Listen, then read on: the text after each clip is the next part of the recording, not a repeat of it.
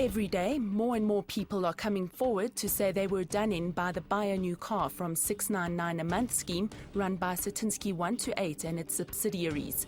But is the Satinsky Group solely to blame for tens of thousands of people who now own cars that they can't afford? I don't just think it's the drive car salespeople, I think it's ABSA as well. I don't believe that ABSA looked after my interests. Are some of the country's biggest banks also to blame for unethical business practices in their dealings with Satinsky? I found about 95% of the lower income earners, their applications were altered. And looks can be deceiving when buying a new car from Satinsky and partners. They asked me if this was a new vehicle. So I said, yes, we just got it on the 6th of March. And then they gave us a report that stated that the vehicle was in an accident.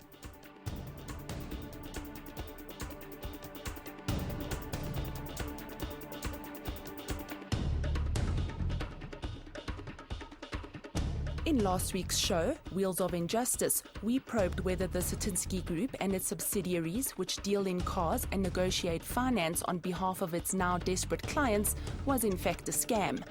At the center of the scam is founder Albert Venter, who lives the high life in his 11.5 million rand mansion and drives around multi-million rand sports cars. We also looked into Blue Lake's trading and promotions in Hong Kong and made strides towards proving that this is possibly a front company set up by Venter to take the fall for the scheme. And yet the scandal continues to run much deeper.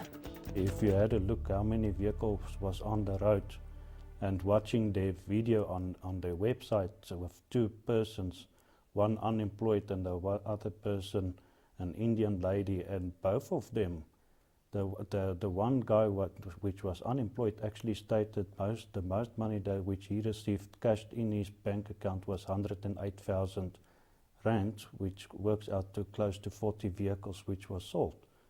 And that's why we went for the deal. Hendrik Pretorius is unemployed. This year, March, his father-in-law bought him a car through Satinsky, which came from Renault Fountains in Pretoria. They hoped that it'd make him some money in sales commissions as advertised, but within about 20 days, this dream became a nightmare. I went to Super Quick in Hendrik Potgieter, and we had a knock against the feet.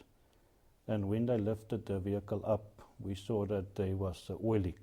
The oil was everywhere on the bottom of the vehicle. Then I decided they must just take it down, and I went to Renault and I booked it in to be looked at. And when we booked it into Renault, they actually came back to me and said they did do repair works, they did fix the oil leak, but then they asked me if this was a new vehicle. So I said, yes, we just got it on the 6th of March, and then they gave us a report that stated that the vehicle was in an accident. Hendrik and his father-in-law wondered how this was possible. They'd been told by Satinsky that it was a brand new car, and they'd been given the paperwork to match. Plus, they were paying a hefty price for the so-called new car, financed by Nedbank's MFC. Yeah. That's the worst part. My father-in-law is 75 years old, and he's paying currently for this vehicle 3,309.85 cents. And it's not easy to pay that kind of money because there's not whatsoever kickback at all at this moment. So I don't know how he's going to afford this vehicle. The shocking revelation about the car was reported to Satinsky, who agreed to take it back and replace it with a new one. Surely this time it was a new car like Hendrik had been promised. Every time that we need to go pick these vehicles up, on both times it's at night time. You know, traveling there, they don't deliver the cars, you need to go pick it up there. So it is dark, it's late, so you can't see. So I went around the car, so obviously with the experience of the first vehicle, I did book it in just the following day. I took it to Renault to make sure everything was fine on this vehicle. They gave us another report stating that this vehicle needs to be booked in at a panel beater to be repaired.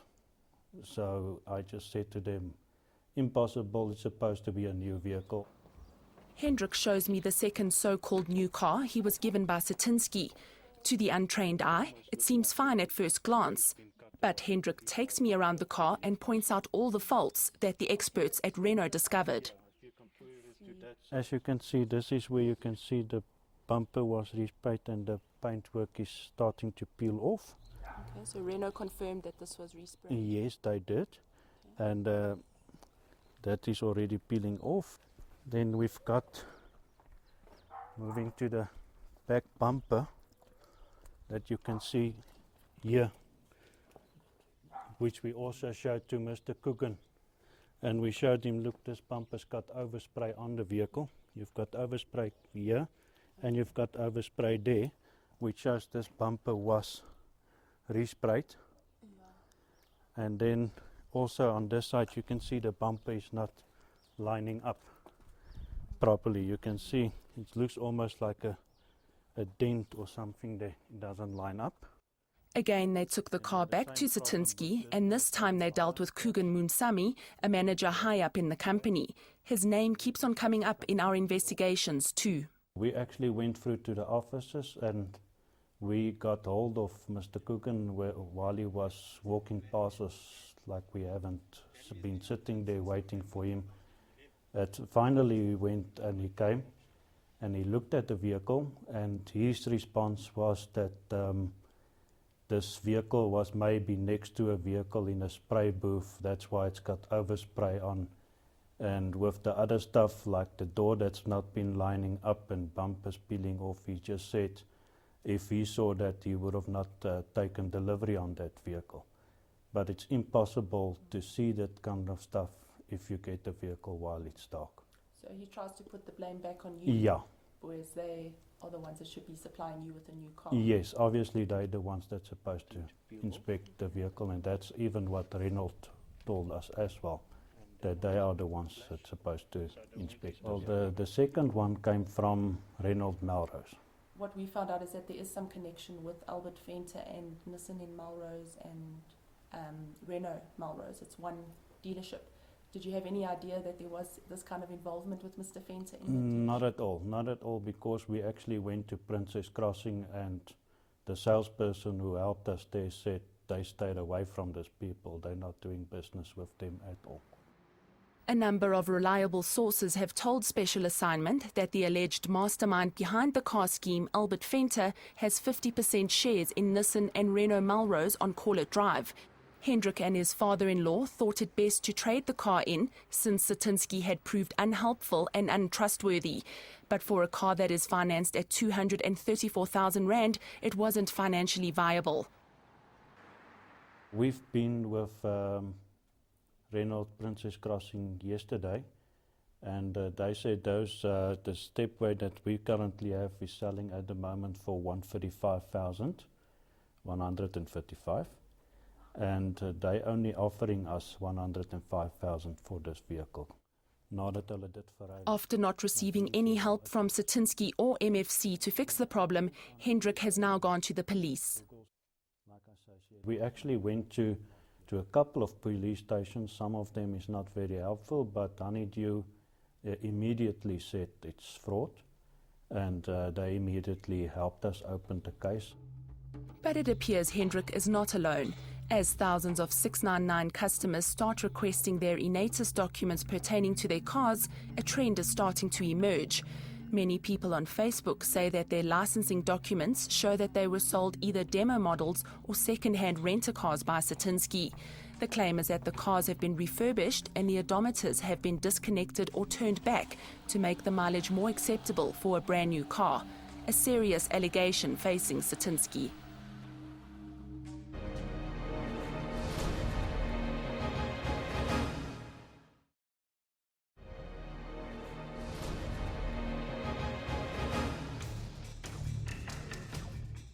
Our journey to find answers about the 699 car scheme leads us to East London, where we find more devastation. Charmaine Hunt finds herself in a financial situation which has forced her to put aside her pride and do whatever it takes for her to get to work. Still holding her head high, she dresses up smartly for her interview with us. Monday, Tuesday, Wednesday, I can get a lift with the gentleman that would help me towards my petrol. I get a lift with him into town. He only works up until 12:30 on a Thursday. So I come in on a Thursday with him, but then I have to sleep here at the office because then I don't have transport. Then come Friday, I have to phone people, begging people for lifts. I've hitchhiked on the highway and got lifts with people. I have to do my prayers that I get there safely as well. Charmaine is a bookkeeper for a small company and earns a modest salary. She's single and supports her unemployed son. She lives 50 kilometers from the office and wanted a safe, reliable car for her daily journey. The insurance was killing me.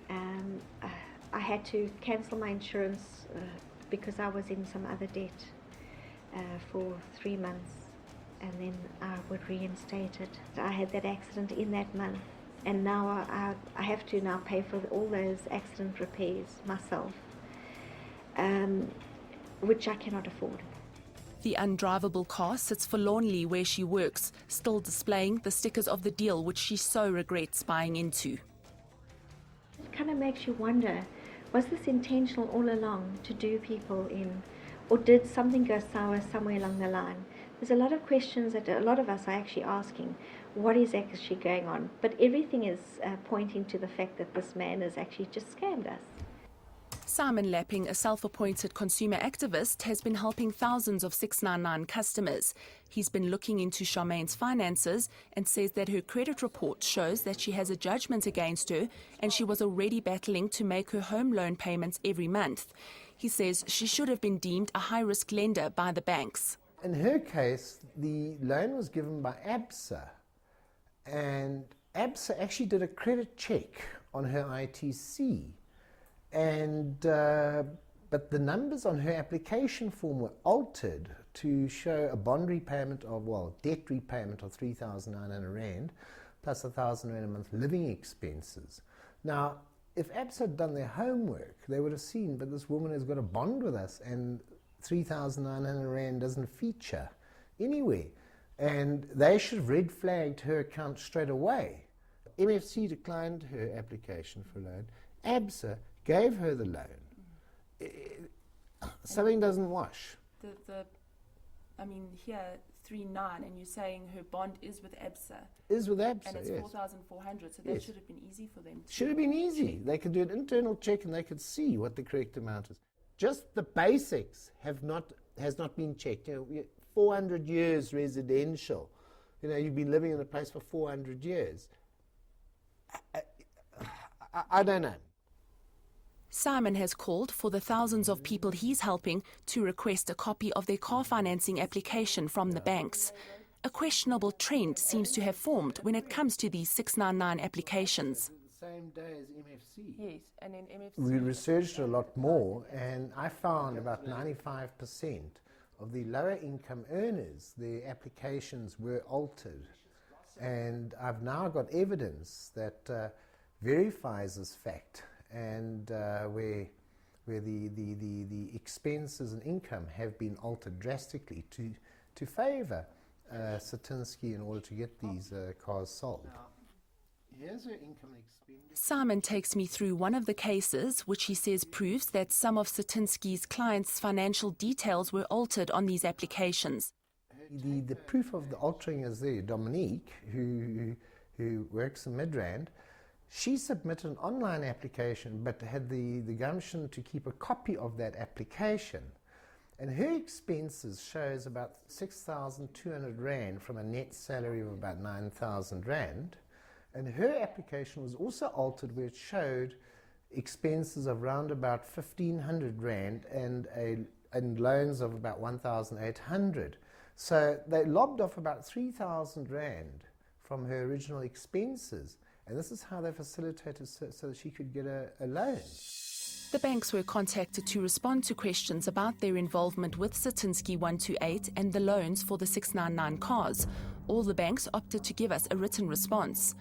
Westbank says it's not involved in any schemes of this kind, and it declined to be a finance partner with Satinsky, recently saying it looked like a Ponzi scheme. Nedbank says it does conduct business with Just Group Africa, part of the Satinsky Group, but only gives car finance to customers who qualify for it under the National Credit Act.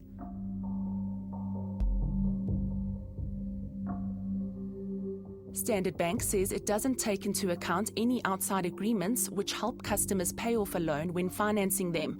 It also says they did the proper financial checks. ABSA says it reviewed its dealings with Satinsky late last year and has since terminated its partnering with them. It says all its customers are properly screened. Nedbank, ABSA and Standard Bank have all paid Satinsky commissions for bringing them customers. But despite the banks stating they did the proper checks, it does little to help those who've been given loans they desperately can't afford. I'm going to be faced with a situation where I'm going to be reliant on people to even help feed me. Things are really, really looking bad. I don't just think it's the drive car salespeople, I think it's ABSA as well. I don't believe that ABSA looked after my interest.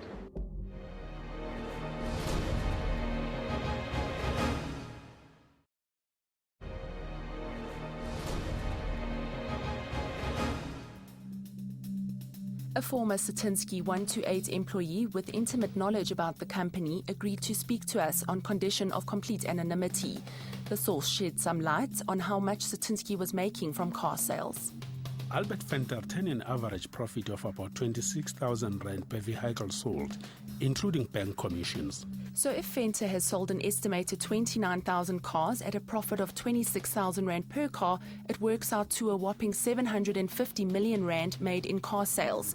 Yet the source tells us that the company would use many tricks to avoid paying its customers. One of the CEOs confirmed that he was instructed to cancel a few thousand contracts for trivial reasons. There was also a few times that the server was switched off so that clients could not upload their photos to prove they had done advertising, and in turn, they would not get paid. Although we've been told that Albert Venter has treated his employees poorly, few have been willing to speak to us on record out of fear. He's a very pompous person. He doesn't care about others. He will walk over you. He's a very difficult man. And everyone is afraid of him. I know a lot of people who are too afraid to say anything. Nobody wants to give any information. His bodyguards give people death threats. What made you decide to come forward and expose what's been happening in this company? I just want to expose what Venter was doing because I feel it is wrong. There are many pensioners who bought cars and even young people that just started jobs. Now they can't afford their cars. Ironically, a few years back, Albert Venter was pegged as somewhat of an innovator for coming up with a way for people to effectively buy a new car at a cheaper price. But now he's being referred to as a kingpin and mastermind of a scam, which has been labelled a Ponzi or pyramid scheme. So how does a pyramid scheme operate? The schemer comes up with a way to draw in lots of unsuspecting customers with an enticing offer, often too good to be true. The offer spreads to many others by the existing customers, and the customer base grows considerably. The schemer pays out some customers what's promised so that they'll vouch for the incredible offer and attract more people. Eventually, the scheme is no longer financially sustainable and collapses, as the 699 scheme has recently. The schemer hopes that before it collapses, they'd have made their riches and can get out unscathed. A classic pyramid scheme business model is unsustainable. In the 699 scheme's case, if we take the minimum amount Satinsky promised to pay its customers and we multiply it by the amount of customers our source tells us Satinsky has, we see that the company must need an absolute minimum of 16.5 million rand a month just to pay its customers for advertising. So where can the 699 customers turn for help? I'm curious to find out about the advertising on the back of some of these cars, whether it could be considered misleading or false advertising, because often the amount advertised is not what the person ends up paying, or some are not being paid at all, as we've been told. So I'm going to go and speak to the Advertising Standards Authority of South Africa and find out more about this. Most of them have been around misleading advertising. So we've found for the consumer. In some, we've actually found for the advertiser. We've received others, but where we had to indicate to the consumer that the complaint is not around advertising, but really around the contractual issues. But even a ruling against the advertisers can't help the consumer financially. Our rulings do not have a financial reimbursement for the consumer. So even though we've held that the ad was misleading, it does not mean that we would then have the jurisdiction to hold that the advertiser must pay back the consumer their money they've already spent. Since 699 consumers are not likely to get much relief here, we approached the National Consumer Commissioner, Ibrahim Mohammed. We're sent a reply via email which states that since 699 customers get paid for advertising by the company, they are considered service providers and not consumers, so they cannot seek recourse under the Consumer Protection Act. The National Credit Regulator has, however, communicated some positive news for the customers, saying that they've served Satinsky notice to prove that its 699 advertising was in line with the National Credit Act. The advert must not be deceptive or misleading. Misleading in the sense that it doesn't disclose all the information. In the example that you have given, if the advert only discloses the installment amount, it should also disclose other elements of the cost of credit, like the interest rate, the fees, the credit insurance, and the residual or final amount that is payable. So in the case of the alleged altered bank applications to get loans approved, who should take responsibility, the banks or Satinsky? It is up to the credit provider then to decide, after conducting this affordability assessment, to ensure that the consumer can afford to repay the credit. But even then, there is an obligation on the part of the agent not to mislead the consumer. So what should customers do if they feel they have a valid grievance? The complaint should be lodged with the NCR. We will investigate the complaint, and if it has merit, we will then talk to the bank, see if they can write off the loan. If they don't, then we will take them to the tribunal.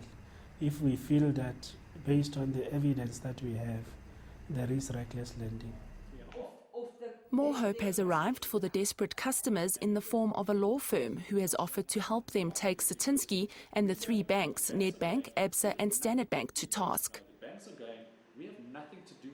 These litigants or these consumers wouldn't have the funds to litigate on their own.